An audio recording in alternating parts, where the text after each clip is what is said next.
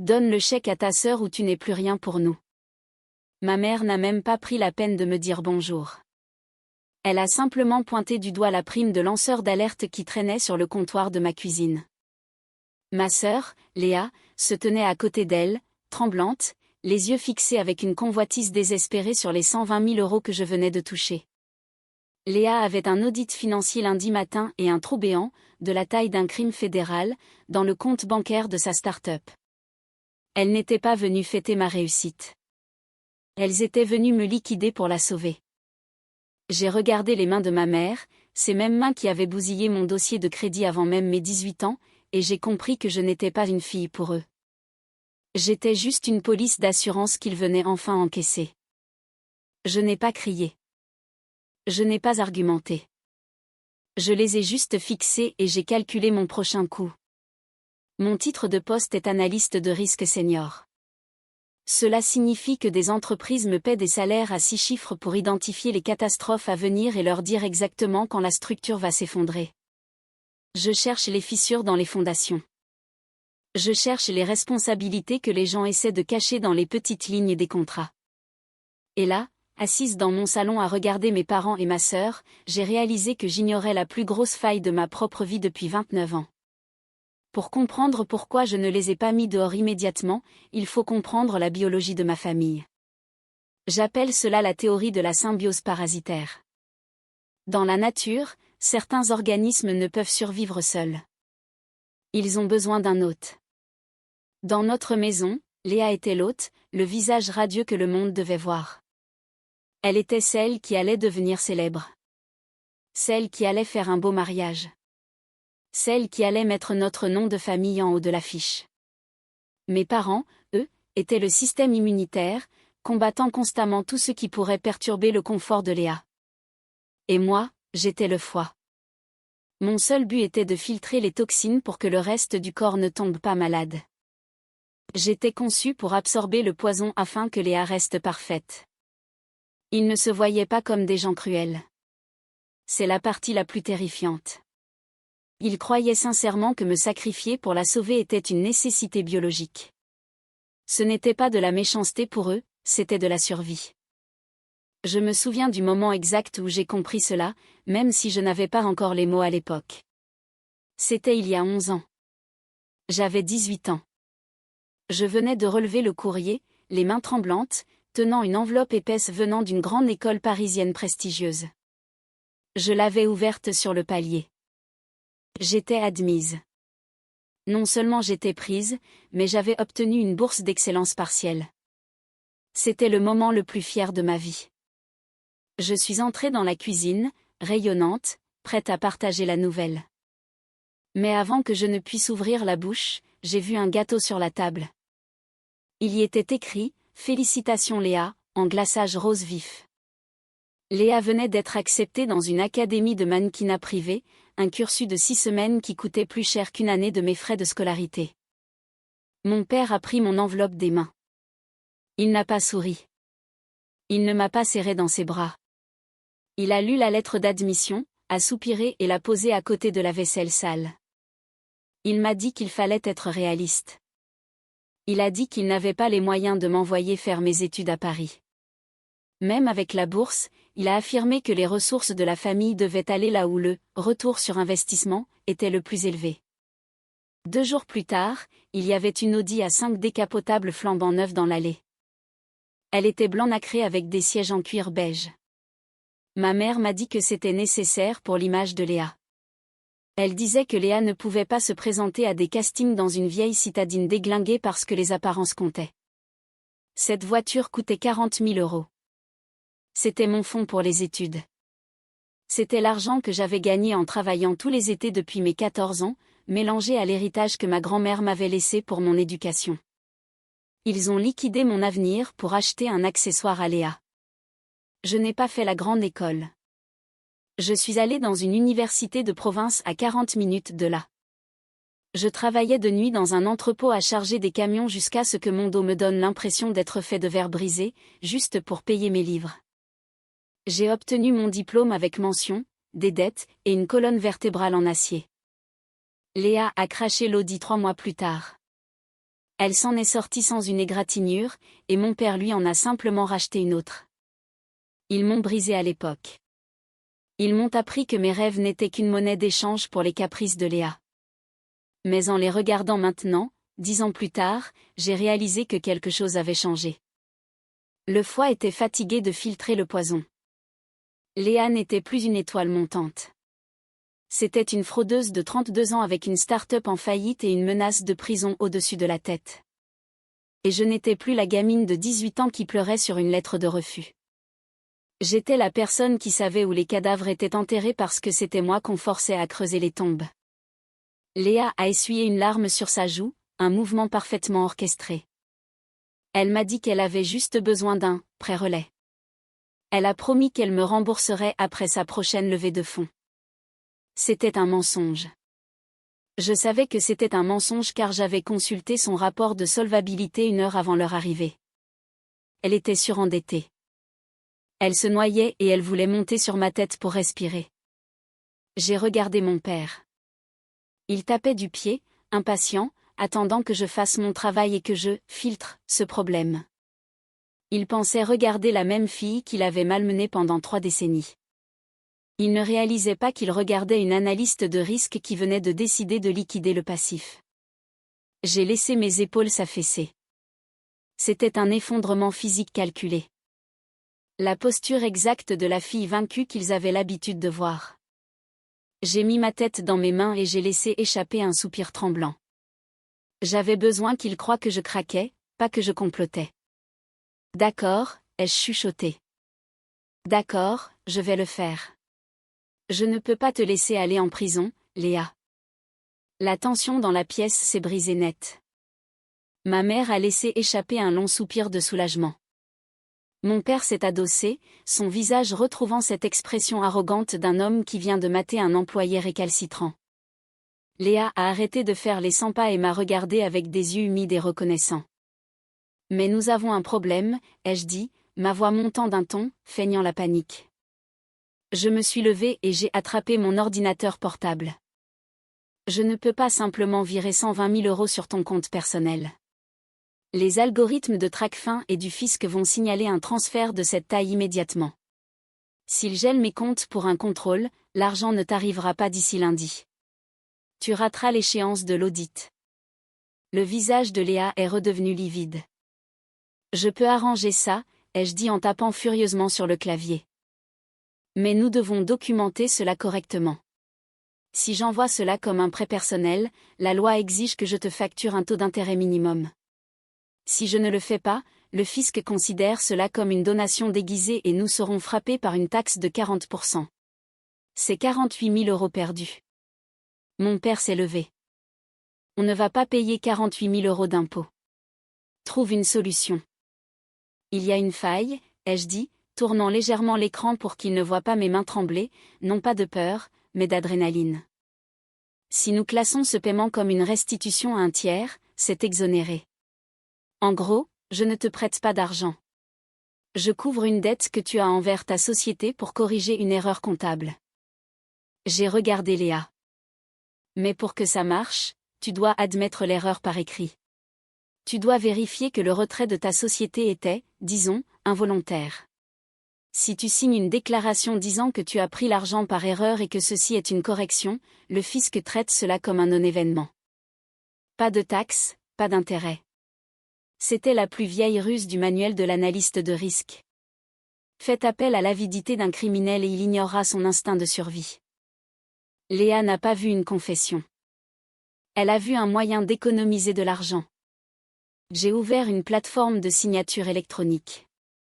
J'ai rédigé une attestation simplifiée d'une page.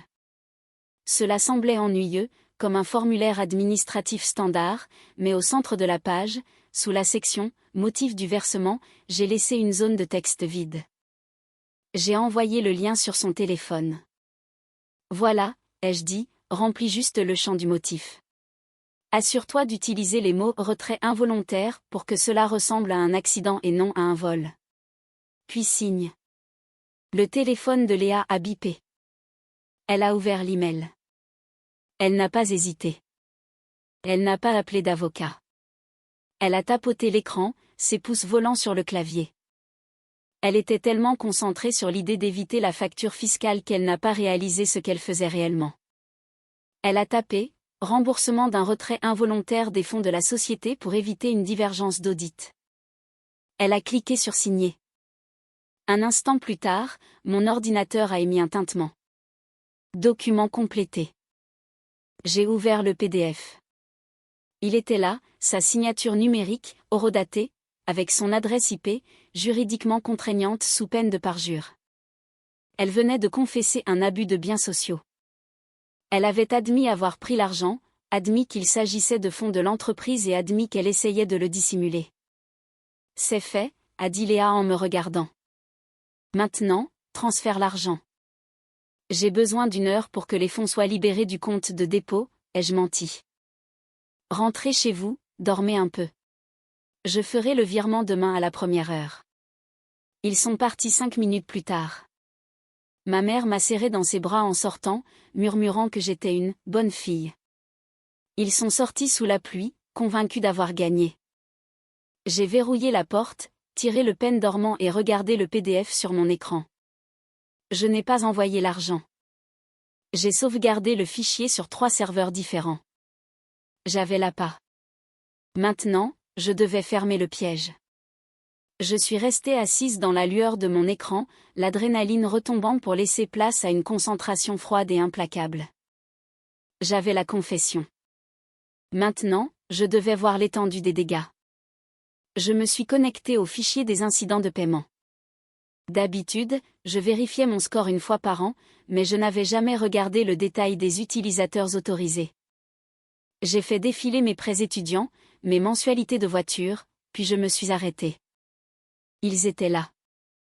3 cartes de crédit renouvelables que je n'avais jamais touchées. Une ouverte quand j'avais 19 ans, une autre à 22 ans. La dernière il y a seulement 6 mois. Le solde total était de 45 000 €. Mes parents n'avaient pas seulement volé mon fonds d'études. Ils portaient mon identité financière comme un manteau volé depuis 10 ans. Ils s'étaient ajoutés comme utilisateurs autorisés sur des comptes à mon nom, interceptaient le courrier et menaient un train de vie qu'ils ne pouvaient pas s'offrir sur mon avenir. Chaque vacances, chaque dîner chic, chaque cadeau qu'ils offraient à Léa, c'est moi qui l'avais payé. Ce n'étaient pas seulement des parasites. C'étaient des voleurs d'identité. J'ai imprimé les relevés. Je les ai ajoutés au dossier. Soudain, la pièce s'est illuminée de flashs bleus et rouges. J'ai regardé par la fenêtre. 2 voitures de police s'arrêtaient brusquement devant chez moi. Mon téléphone a vibré. C'était un SMS de mon père, « Nous faisons cela pour ton bien ». Ils avaient appelé le 17. Ils n'attendaient plus l'argent.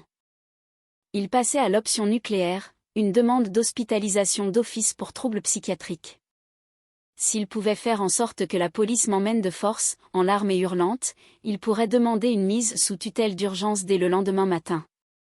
Ils pourraient saisir mes comptes pour gérer mes actifs, pendant que je serais enfermée. C'était la manipulation ultime. Ils s'attendaient à ce que je sois la fille hystérique. Ils s'attendaient à ce que j'ouvre la porte en pleurant, en criant à la trahison, ressemblant exactement à la femme instable qu'ils avaient décrite au répartiteur. Je n'ai pas paniqué.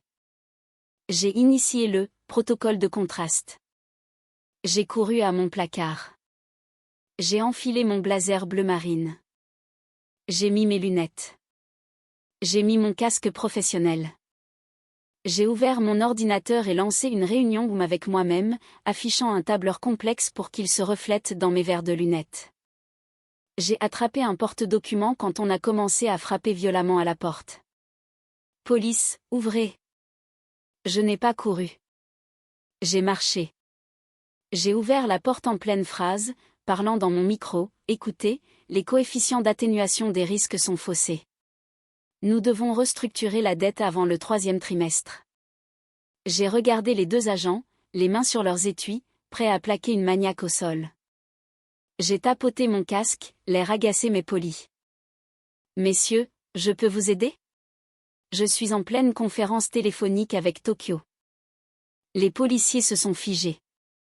Ils ont vu une femme calme, en tenue de bureau, tenant un dossier, discutant de finances. Puis ils ont regardé par-dessus leurs épaules vers l'allée. Ma mère était là, sanglotant de manière théâtrale sur l'épaule de mon père. Léa hurlait que j'avais une arme et que j'allais me faire du mal. Le contraste était violent. À l'intérieur de la maison, une professionnelle posait. À l'extérieur, un cirque chaotique et hurlant. Madame, a dit le plus vieux des policiers, sa main s'éloignant de son arme. Nous avons reçu un appel concernant une personne suicidaire et armée. Armée ? J'ai ri, un petit son incrédule. Officier, la seule arme que j'ai ici est un rapport de résultats trimestriels. Ma famille traverse de graves difficultés financières. J'ai refusé de leur accorder un prêt ce soir. J'imagine que c'est leur façon de se venger.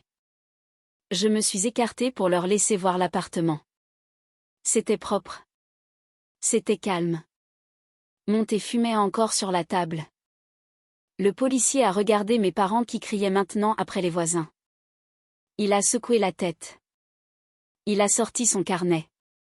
Je m'excuse pour le dérangement, madame. Nous allons classer cela comme une fausse dénonciation.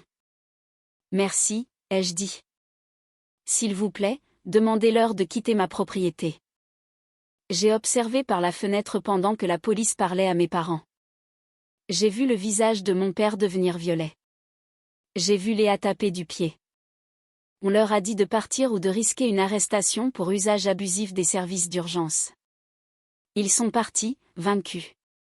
J'ai fermé les stores. Mes mains étaient stables. J'ai pris mon téléphone et composé un numéro enregistré 3 ans plus tôt. Maître Valence, ai-je dit quand il a décroché. C'est Amélie. Le protocole de contraste a fonctionné. Bien, a-t-il répondu de sa voix grave. Sommes-nous prêts pour l'étape suivante? Oui. J'ai besoin que vous vérifiiez la date de l'acte de rachat de créances. Je l'ai sous les yeux, a dit Valence. Vous avez racheté la dette fiscale avec hypothèque sur la maison de vos parents il y a exactement 3 ans hier.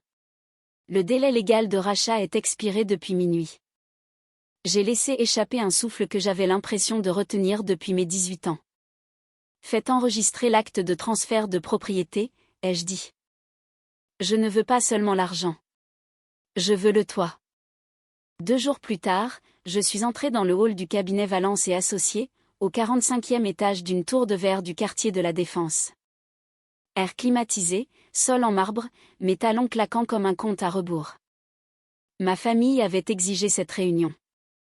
Après la débâcle policière, ils avaient engagé un avocat, un petit avocat de banlieue, qui avait déposé une requête en curatelle d'urgence, affirmant mon comportement erratique. Maître Valence était intervenu, avait bloqué l'audience d'urgence et les avait contraints à une médiation privée d'abord pour régler les affaires, discrètement. Il pensait que discrètement signifiait que j'allais capituler, signer des papiers, leur donner un chèque et m'excuser. Il ne réalisait pas qu'ils entraient dans un abattoir. J'ai ouvert la lourde porte en chêne d'une salle de conférence insonorisée qui sentait la cire pour meubles et l'argent vieux. Une longue table en acajou trônait au centre. Ils étaient déjà là. Mon père en bout de table, se prélassant comme s'il possédait l'immeuble. Ma mère à côté de lui, son sac à main serré, portant son masque de mère inquiète. Léa était impeccable dans un chemisier en soie, mais sa jambe tremblait. Elle savait que l'audit de lundi la plaçait à 48 heures des menottes si je ne signais pas. Maître Valence était assis à l'autre bout, tel un requin en costume 3 pièces, et à côté de lui, un greffier se tenait prêt. Leur avocat épuisé s'est levé. Ah, Amélie, l'accord de curatelle est prêt, ton père sera tuteur financier et ta sœur sera. Je suis passée devant lui, j'ai tiré la chaise en face de mon père et je me suis assise. Pas de bonjour. Pas d'explication. J'ai posé un seul dossier mince sur la table. Où est le chèque, a exigé mon père. Nous ne sommes pas ici pour un chèque, ai-je dit calmement. Nous sommes ici pour rétablir la vérité. Léa a lancé que j'étais instable et que j'avais appelé la police contre moi-même. Ma mère a tamponné un œil sec, insistant sur le fait qu'il voulait seulement me protéger. Maître Valence s'est raclé la gorge. Tout ce qui est dit dans cette pièce est sous serment et enregistré. Procédez. Ils n'ont pas bronché. Le greffier a demandé les noms. Léa a commencé son récit rodé. J'avais des épisodes délirants. Je lui avais promis de l'argent pour son expansion commerciale. Puis j'étais devenue erratique. Il devait stabiliser mes actifs avant que je ne me blesse. Mon père hochait la tête. Elle imagine des choses. Clic, clic, clic. Le greffier gravait chaque mensonge dans le registre permanent. Un parjure, exactement comme je l'avais prévu.